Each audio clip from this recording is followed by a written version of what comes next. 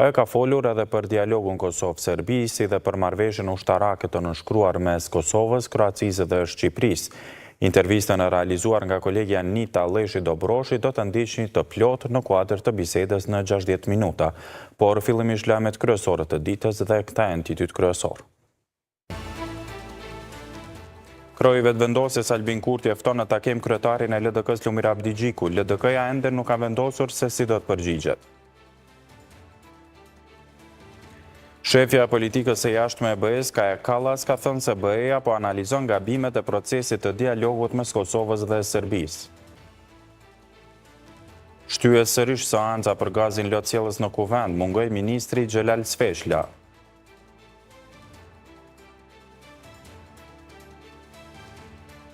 Për rrugën drejt NATO-s duhen kompromise politike të kushtueshme, ka thënë zëvendës sekretarja e përgjithshme e NATO-s Radmila Shekerinska.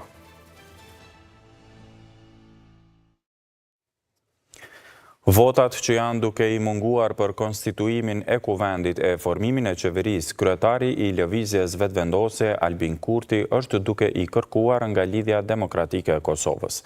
LDK-ja është i vetmi subjekt politik që Kurti i ka dërguar ftesë zyrtarisht për të konsultuar në lidhje me dy proceset që i paraprin formimit të institucioneve pas certifikimit të zgjedhjeve të 9 shkurtit. LDK-hi edhe PDK-hi janë bashkë në koalicion. Lidhja Demokratike e Kosovës është duke u parë si adresë bashkëpunimi nga lëvizja vetëvendosje për formimin e qeverisë së re. Kryetari vetëvendosjes, njëherë është edhe kryeministër në detyrë Albin Kurti, të dielën ka ftuar zyrtarisht kreun e LDK-s Lumir Abdigjiku për takim. Në letrën drejtuar Abdigjikut, Kurti jep disa orare për takimin eventual.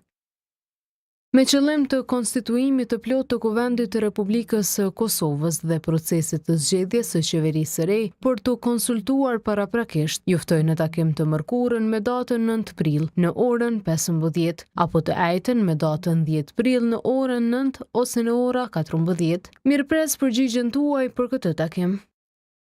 Ftesa të tilla për konsultime për konstituimin e Kuvendit të zgjedhjen e qeverisë së re, siç ka marrë vesh koha, nuk u janë përcjell edhe dy subjekteve të tjera politike, Partisë Demokratike të Kosovës e Aleancës për Ardhmërinë e Kosovës.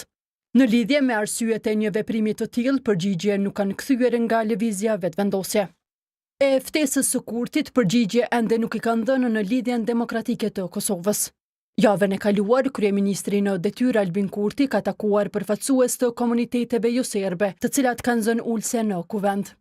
Derisa nga një pjesë e tyre ka marrë konfirmimin për mbështetje, disa prej deputetëve kanë lënë të hapur mundësinë e bashkëpunimit me të e kanë pasur edhe kërkesa. Nga zgjedhjet e 9 shkurtit, lëvizja vetëvendosje ka siguruar 48 ulse në Kuvend. Në mënyrë që Kuvendi të konstituohet, kandidatin e saj për kryeparlamentar duhet ta mbështesin së paku 61 deputet, atësa nevojiten edhe për formimin e qeverisë.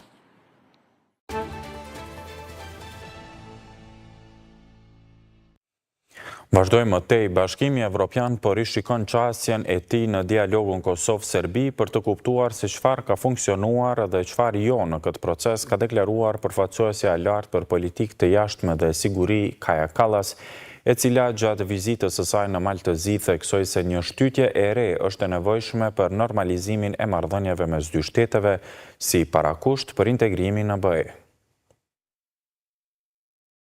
Përfaqësuesja e lartë e Bashkimit Evropian për politikë të jashtme dhe siguri, Kaja Kallas, ka thënë se BE-ja po analizon gabimet dhe atë se çfarë shkon e çfarë jo në procesin e dialogut në mes të Kosovës dhe Serbisë.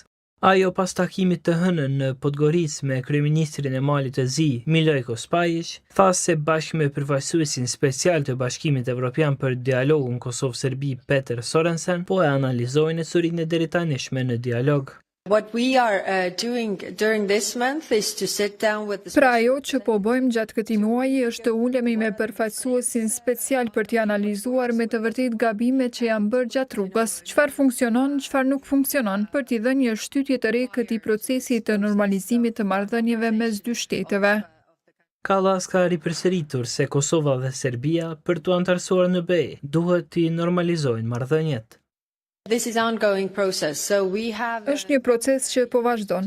Ne kemi përfaqësuesin e ri të BE-s për dialogun Beograd-Prishtinë dhe po ulemi me të për të parë se çfarë funksionon dhe çfarë jo. Për ne i rëndësishëm është normalizimi i raporteve mes Kosovës dhe Serbisë, sepse pa të asnjëra nuk mund të ecim përpara në rrugën drejt BE-s. Shefja e politikës së jashtme të BE-s po e zhvillon vizitën e parë në Ballkanin Perëndimor, prej kur mori këtë post në fillim vit. Për pos malit të zi, ajo do t'i vizitoj Shqipërinë dhe Bosnjë-Hercegovinën. Në Tiranë, përfaqësuesja Lart Kallas të martën do të takohet me presidentin Bajram Begaj dhe kryeministrin Edi Rama.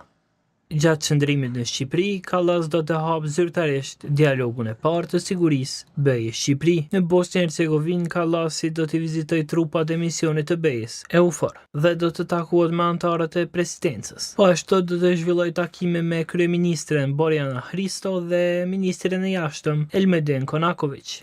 Gjatë këtij turneu ballkanik, Kallas nuk ka paralajmëruar vizitë në Kosovë dhe Serbi.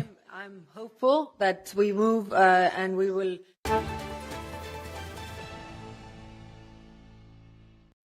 Presidentja Vjosa Osmani ka njoftuar të ngarkuarën me punë të ambasadës së Shteteve të Bashkuara të Amerikës në Kosovë, Anu Pratipati, për tendencat e vazhdueshme të Serbisë për destabilizimin e Kosovës.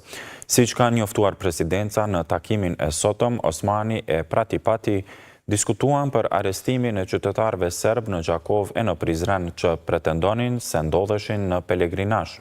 Presidentja Osmani theksoi tendencat e vazhdueshme të Serbisë për destabilizimin e Kosovës dhe të gjithë rajonit përmes veprimeve të mirë koordinuara me struktura ilegale dhe banda kriminale serbe, thuhet në njoftim.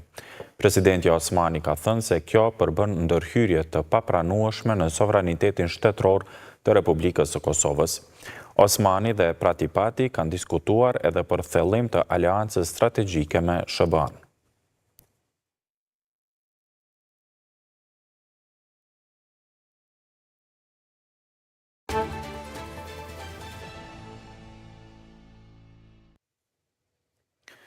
Prokuroria themelore në Gjakov ka kërkuar mas paraburgimi prej 30 ditësh ndaj 4 pelegrinëve serb. Qeveria në mbledhjen e djeshme të Këshillit të Sigurisë ka njoftuar se njëri prej tyre ishte toger i policisë së Serbisë, ndërsa tjetri kapiten i ushtrisë. Të pandehurit ishin ndaluar për tejkalim të shpejtësisë. Ata janë pyetur nga policia nëse kanë diçka të paligjshme në automjetin e llojit Toyota.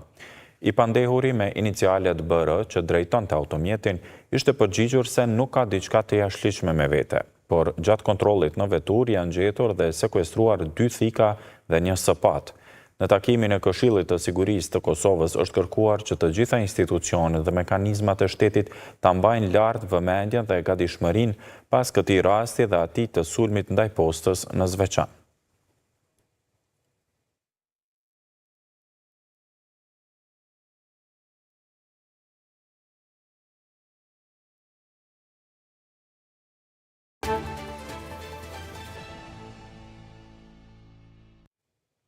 Është shtyrë seanca për gazin lotësjellës për shkak të mungesës së ministri Xhelal Sveçla. Gjyqtari Sabit Sadikaj ka thënë se ministri e ka informuar gjykatën përmes emailit se nuk gjendet në Kosovë por jashtë vendit. Ai konstatoi po ashtu se arsye për shtyrjen e seancës është mungesa avokates së Sali Zybës për arsye shëndetësore. Përfitore Pacollin tha se i është dorëzuar ftesa në derë, por nuk është e konfirmuar se a e ka marrë atë personalisht. Ministri i Punëve të Brendshme Xhelal Sveçla, 2 deputet të vetëvendosjes, Sali Zyba dhe Fitore Pacolli Dalipi, si dhe deputetja e Lidhjes Demokratike të Kosovës, Drita Millaku, akuzohen për hedhjen e gazit lotësjellës në seancën e kuvendit në mars të vitit 2018.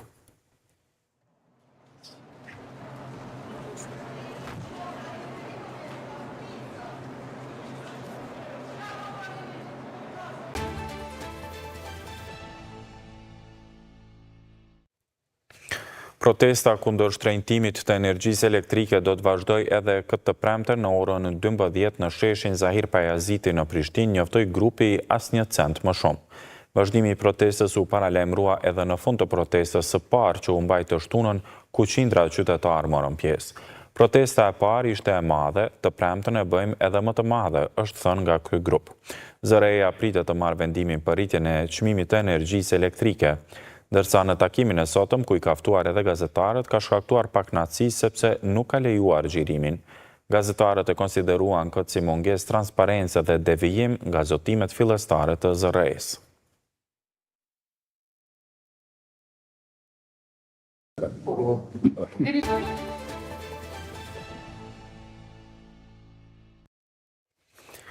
Vazhdojmë me lajmet kryesore nga bota. Tarifat e shpallura javën e kaluar nga presidenti amerikan Donald Trump kanë shkaktuar rënjen e vlerës së tregjeve si në Evropë ashtu edhe në Azi. Ministrat e tregtisë të Bashkimit Evropian janë mbledhur të hënën në Luksemburg për të diskutuar për masat që do të ndërmarrin, teksa Kina i ka quajtur tarifat një ngacmim ekonomik.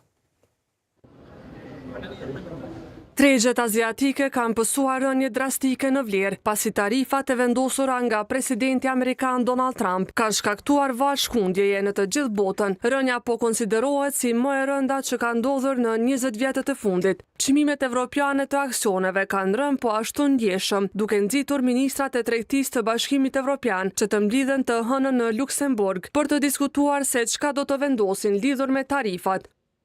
Komisioneri i BE-s për tregtinë dhe sigurinë ekonomike, Maroš Šefčovič, ka thënë para takimit se diskutimi do të përqendrohet në mënyrën se si të pozicionohet Evropa në atë që ai e përshkruan si ndryshimi i paradigmës së sistemit global tregtar. What we are going to discuss is how to position Europe. Ajo që do të diskutojmë është se si ta pozicionojmë Evropën në atë që unë do ta përshkruaja si një ndryshim paradigme në sistemin tregtar global. Kështu që jam shumë i lumtur që do ta kem mundësinë të informoj kolegët e mi, ministrat, për kontaktet e vazhdueshme me partnerët e mi amerikanë. Ministri suedez i tregtisë Benjamin Dosa ka thënë se të gjitha opsionet janë në tavolinë për kundërmasat nga BE-ja. Presidenti amerikan Donald Trump ka reaguar ashpër kur është pyetur të dielën për rënjen e tregjeve të aksioneve.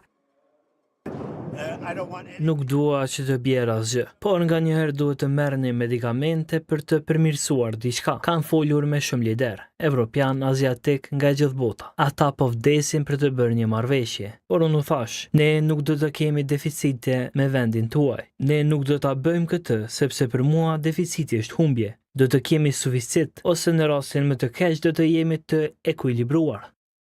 Ndërkohë Pekini zyrtar ka thënë të hënën se kërcënimet dhe presioni nuk janë mënyra e duhur për të marrë me Kinën. Zëdhënësi i Ministrisë së Jashtme kineze Lin Jian i ka përshkruar tarifat reciproke të presidentit Trump si një ngacmim ekonomik. Javën e shkuar, Trump u ka vendosur tarifa importeve nga të gjitha vendet që kanë tarifa ndaj produkteve amerikane, që nga ajo ditë mbi 50 shtete kanë kërkuar bisedime tregtare me SBA-n.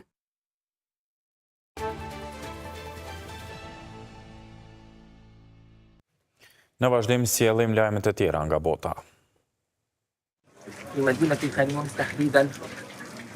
Ushtria izraelite ka goditur tendat jashtë 2 spitaleve kryesore në rripin e Gazës gjatë natës të së dielës, duke vrarë të paktën 2 persona, njëri prej tyre reporter lokal dhe duke plagosur 9 të tjerë, 6 prej tyre reporter, ka njoftuar mjekët palestinez. Si pasojë e sulmit kanë mbetur të vrarë Josef Al-Fachavi, gazetar i websajtit të lajmeve Palestine Today TV dhe një burr tjetër. Sipas raportimeve, 2 nga 6 gazetarët e plagosur në sulmin ajror janë gjendje kritike, ku njëri ka pëstuar djegje të rënda dhe tjetri lëndime në kokë. Sipas së drejtës ndërkombëtare, gazetarët janë civil të mbrojtur, të cilët nuk duhet të jenë në shënjestër të palëve ndërluftuese. Por më shumë se 200 gazetarë dhe punonjës të medias janë vrarë nga forcat izraelite që nga tetori i vitit 2023, sipas sindikatës së gazetarëve palestinez.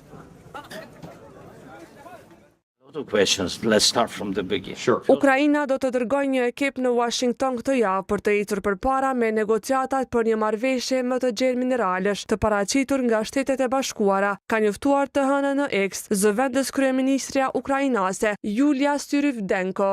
Administrata SBA-s dëshiron që Kijevi të pranojë të jap asaj një pjesë të madhe nga të ardhurat e ardhshme të Ukrainës për mineralet. Presidenti amerikan Donald Trump e sheh atë si një mënyrë për të rikthyer miliarda dollar ndihma për luftën e Ukrainës kundër Rusisë. Kijevi synon ruajtjen e mbështetjes së aleatit të tij, por po synon të tregohet i kujdesshëm po ashtu sa i përket heqjes dorë nga pasuria e tij. Në fund të marsit, Washingtoni ka paraqitur Kijevit një draft të rishikuar dukshëm më të gjerë se një verzioni më parshëm që ishte rënë dakord. Syridenko ka thënë se dialogu me SBA-n pasqyron interesat strategjike të vendeve dhe angazhimin ton të përbashkët për ndërtimin e një partneriteti të fortë dhe transparent. Kremlini ka thënë të hënën se Rusia është e gatshme të bëjë gjithçka që mundet për të ndihmuar në zgjidhjen e tensioneve midis Shteteve të Bashkuara dhe Iranit rreth programit bërthamor të Teheranit. Washingtoni kërkon që Teherani të bëjë një marrëveshje bërthamore me të, ose në të kundërtën do të bombardohet. Moska ka ofruar në mënyrë të përsëritur të ndërmjetësojë mes dy palëve, pasi paralajmërimet për veprime ushtarake kundër Iranit nga presidenti SBA-s Donald Trump kanë tronditur rajonin. Gjatë mandatit të tij të parë, Trump i ka tërhequr SBA-n nga një marrëveshje e vitit 2015 midis Iranit dhe fuqive botërore, që vendoste kufizime të rrepta për aktivitete të diskutueshme bërthamore të Teheranit në këmbim të lehtësimit të sanksioneve. Irani thotë se ka nevojë për energji bërthamore për qëllime paqësore dhe mohon se po kërkon të ketë armë bërthamore. Teherani po ashtu është shprehur kundër kërkesave të Trumpit për bisedime të drejtpërdrejta.